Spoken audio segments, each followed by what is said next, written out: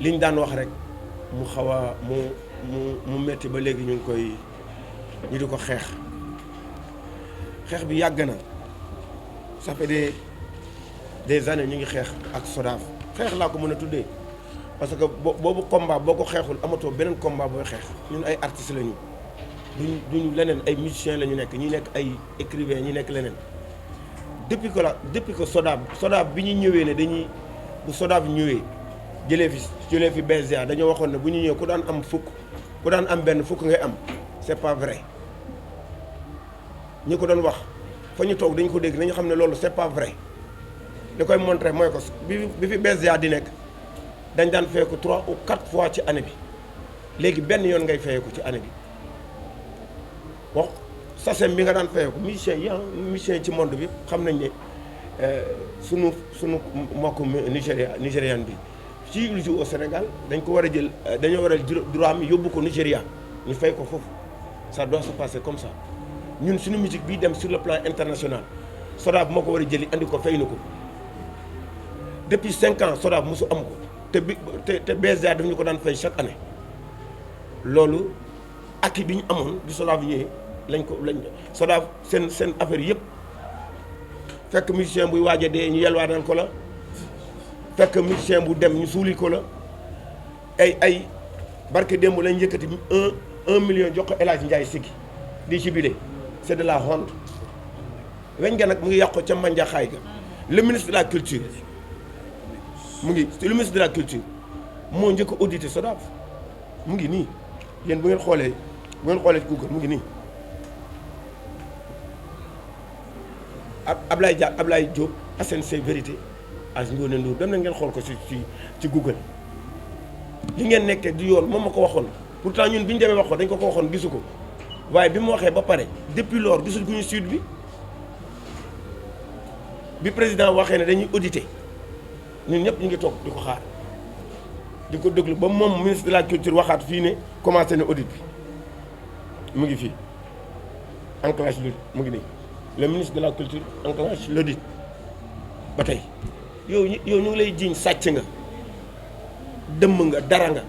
ñu dem war daa auditer tax auditer guñ la ba léegi nga demaat nga ne léegi da ngay voté waat mais ci ban dëkk la ñu nekk yow alalu jàmbur ci ngay recruter alalu jàmbur ci ngay def séminaire alalu jàmbur ci ngay def ay dem say mission ay di ci loué ci kër gi ñuy loué fii environ gars yi dañ dem na ba 500 et quelques mille bu ñuy loué benn appartement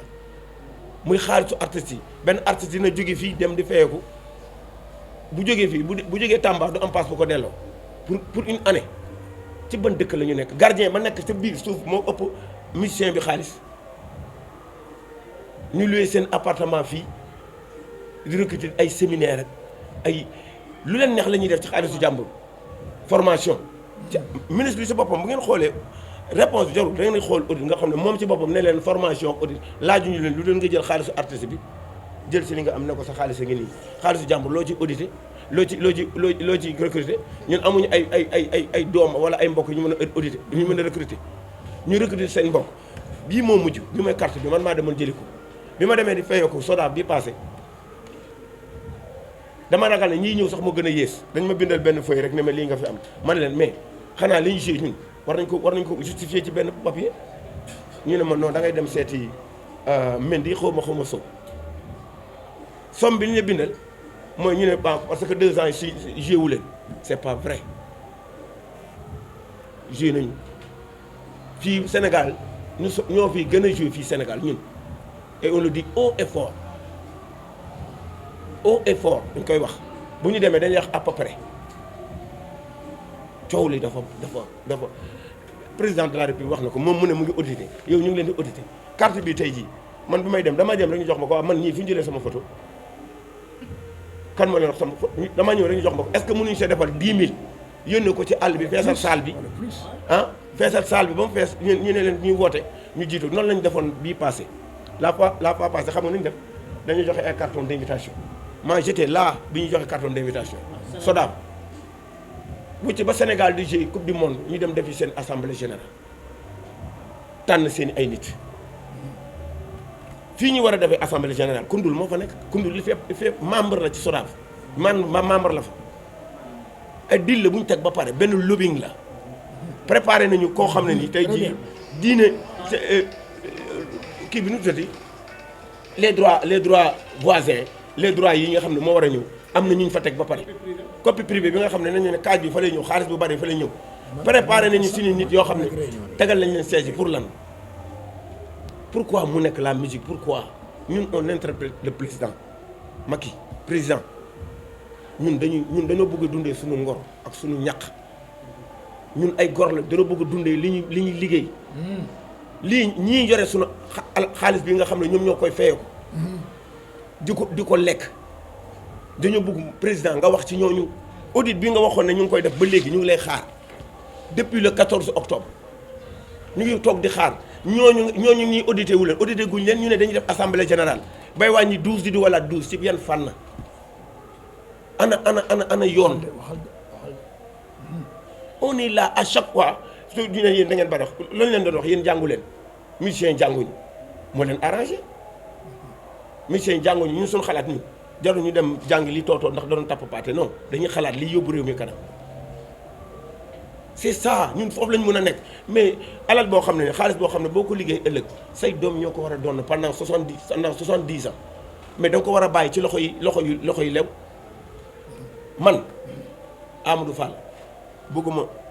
bëgguma nekk conseil lan lañ wax administration bëgguma ci ministre bëgguma président bëgguma kii collaboration xam lu ma bëgg a nekk un musicien et je me sens très bien nekk ko waaye nag ñi may jox sama alal naa leen ko nañ ko xam ñu pendant 5 ans yi ñu def yëpp 5 ans yi ñu def yëpp amuñu woon carte membre bi démb lay doog a génn ñaareel bi non mais xam nga dafay reelu sax ñaareel bi yow ngeen dajale ay nit di rocc nit di ci dugal dañ ko def ba def ko Sodav du kër bàyyu kenn ñun ñoo ko moom ñun c'est à nous te nañ génnee Sodav membre Sodav yooyu ba ñu jeex ñu wax ñu kan moo ñu ci gën a prouver fii au Sénégal ak sur le plan international nan ñu ko wax ñun nan ñu wax kan moo ñu gën a méritant ci ñooñu wala dañoo bëgg ñu bàyyi Sénégal la ñuy jël sa alal di ko sàcc di dem Makka di dem Rome di dem Touba di dem Tivaouane koo wax mu ne dem na Umra wala dem na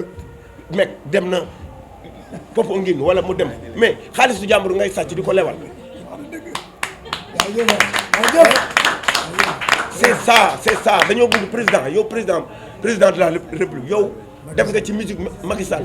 def nga ci musique loo xam ne nii man ku ma xam-xam na xaalis bi nga def ci musique kenn defu ko ci boo waxee grand théâtre da ngay yuux nga ñëw ci musique bi lan lañ def waaye yi ñu waxoon ne temps yi dañu ne 11 millions 11 000 xaw ma musiciens moo fi nekkoon xaw ana 11 000 Sénégalais yi ñan ñooy jouer Sénégal tey la lan fête de la musique 21 man je viens juste ñu may woo di ma wax ne da ngay jouer grand théâtre ma ne man yëguma ko fi ñu ne ma dañ leen di jox passe 250 000 ñoom ñooy joxe passe ko yow ñoom def nañ seen plateau léegi xam nañu man damay désister waaye bon par principe parce que bu tey jii mun naa dem jouer gratuitement pour nit ñi nga xam ne bëgg nañ Pape Cheikh mais par ñoom 250 000 nga ne nga fekk Pape Cheikh nga jox leen ko nga ne dem leen passe yi loolu c'est de l'insulte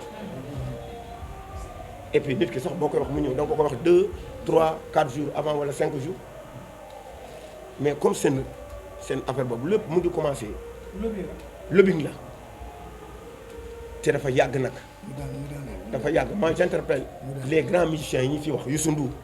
Thione Seck na ko yàlla yërëm toog nañu waxtaan ci lii te lii moo doon combat Baba Maal Ismaïla Lo maire Xaar Mbay ma jaaga Habib Faye mi fi jógee ñun ñëpp ñoo doon combat pour Sodav ak pour que ñu nekk ci jóge ci conditions yi par xoolal ñii dañoo étouffer l'inspiration des musiciens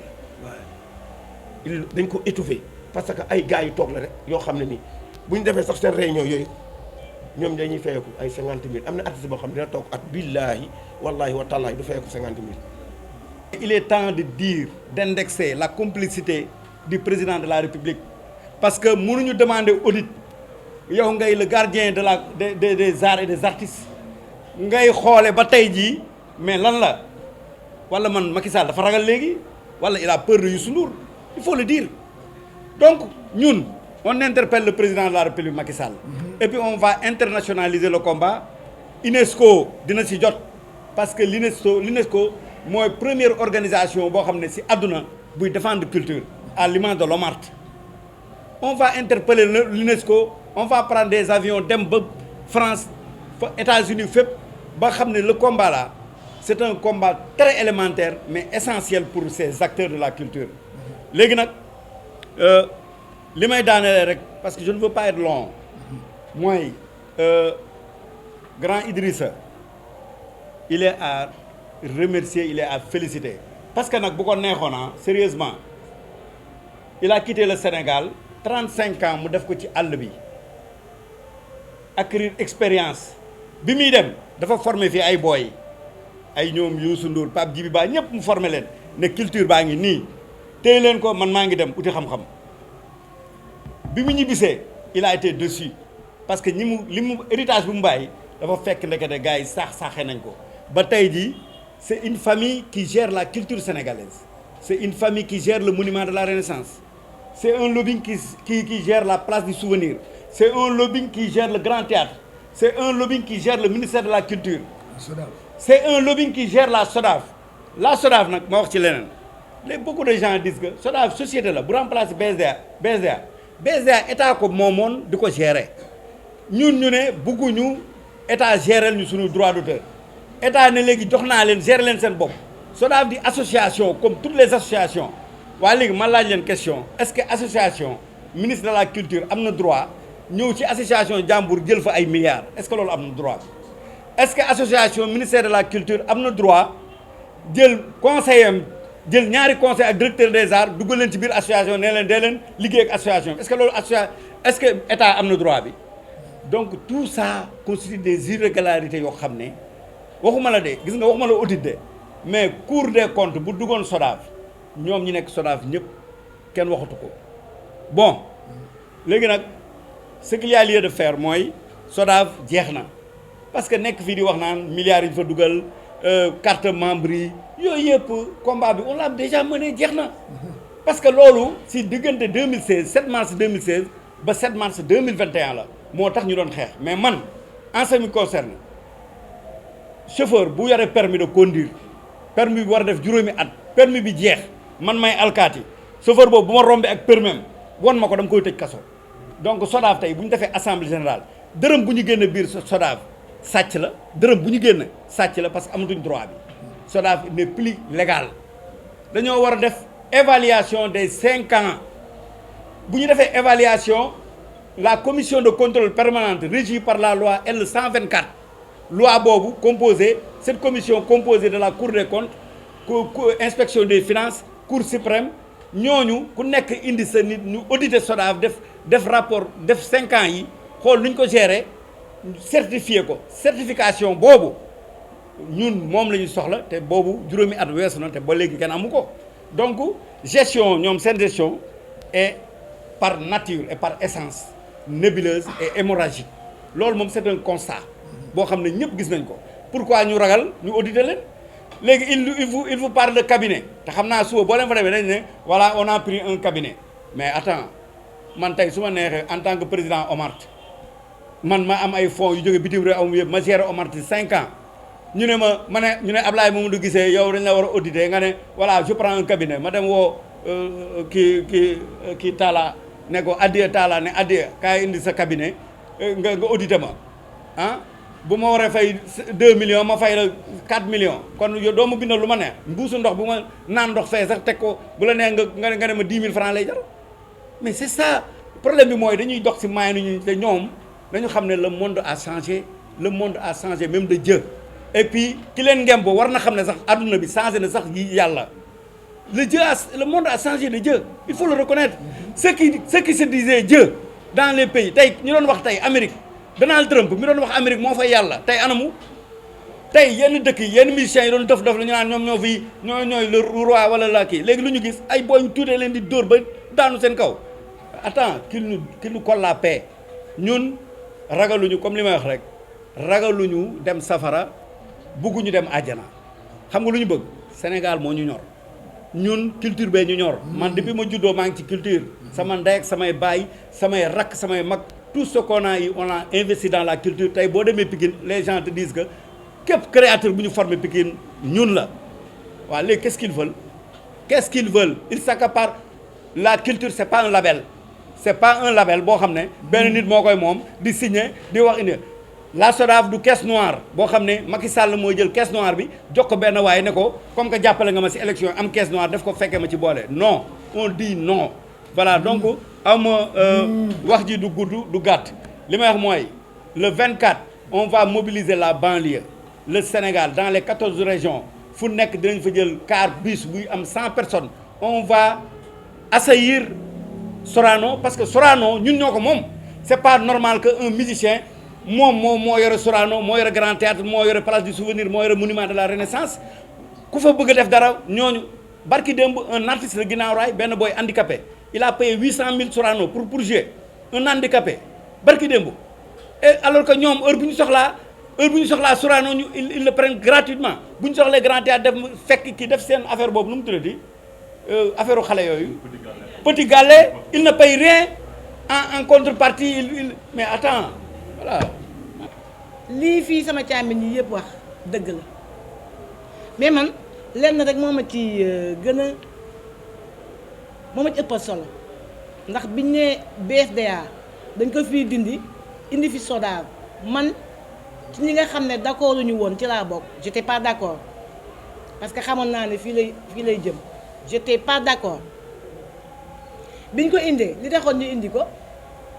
dañ ne woon même les droits voisins dañ koy xeexal les artistes droits voisins yooyu mooy kan Jules lu mu wax léegi il a dit que ne 85% yëpp ci culture bi musique la mais c'est normal Jules xam nga lu tax ndax danseur bi xeexaluñ ko ay droits voisins comédien bi noonu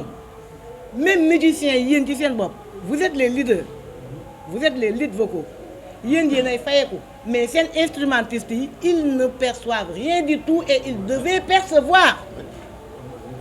voilà loolu bokk na ci droits voisins yi nga xamante ne ñun dinañu arranger boo leen gisee nag fii Omat toog fi say bi toog fi tooguñu fi pour les musiciens tey nag seen bés la ndax ku aye wal sa moome mais Omat ak say bi yëpp dañu jaboote 9 secteurs bi yëpp dañ leen jaboote styliste yi ñu ngi fi ndax waykat bi bu woyee fecckat bee koy fecc comédien bi mooy def spot bi du dëgg styliste bi moom ci boppam moo koy solal moom mii way di solal ay fecckatam kon c'est une famille écrivain bi bu bindul woon la nga xam ne moom la war a bind comédien bi du am lu mu interpréter kon c'est une famille dama yaakaar ne nag léegi nous sommes en 2021 il est temps que la culture en général que tous les artistes du Sénégal ñu gis seen bopp ci li ñuy liggéey parce que je ne peux pas comprendre même ñi dee seen njaboot a ngi nii amuñu ci dara loo xam ne seen baay mu ngi ko doon liggéey fay ñu leen ci tous am na ñoo xamante ne seen ndey mu ngi ci doon liggéey fay ñu leen ci dara waaw léegi mais attends bu fekkee yow ñi dee sax taxawuñu seen njaboot léegi ñu dund mënuñu jot ci li nga xamante ne moom lañu yaakaar mais ñun fu ñu jëm fan lañ jëm ñun nous sommes des Sénégalais certes mais dañuy rencontrer man je parle de ce qui me concerne particulièrement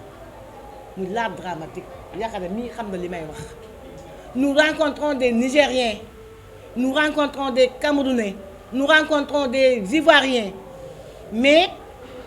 ñoom seen statut bokkul sax ak ñun suñu bos waaw ñun ni ñuy vivre ñun lii les comédiens du Sénégal daf leen jaaxal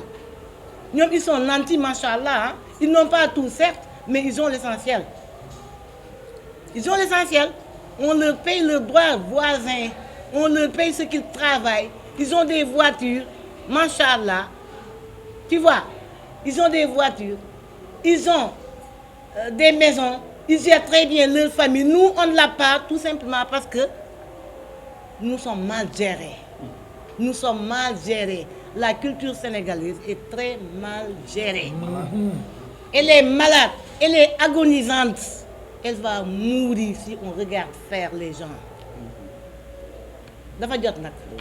ndax nag mbéjum kanam borom moo koy fajal boppam fii nag bég naa ci de ndax dama ànd ak ay càmmiñ yoo xamante ne bu ñu xëtee rek ma dóor bu ñuy xëtee rek ma dóor loolu mais comment. dëgg la nag tout début est difficile booy xeex doo gis kenn tey jii bi ñu fi commencé ñëw ba léegi ñaar jigéen ñi da nga fiy gis toujours les comédiennes elles sont toujours présentes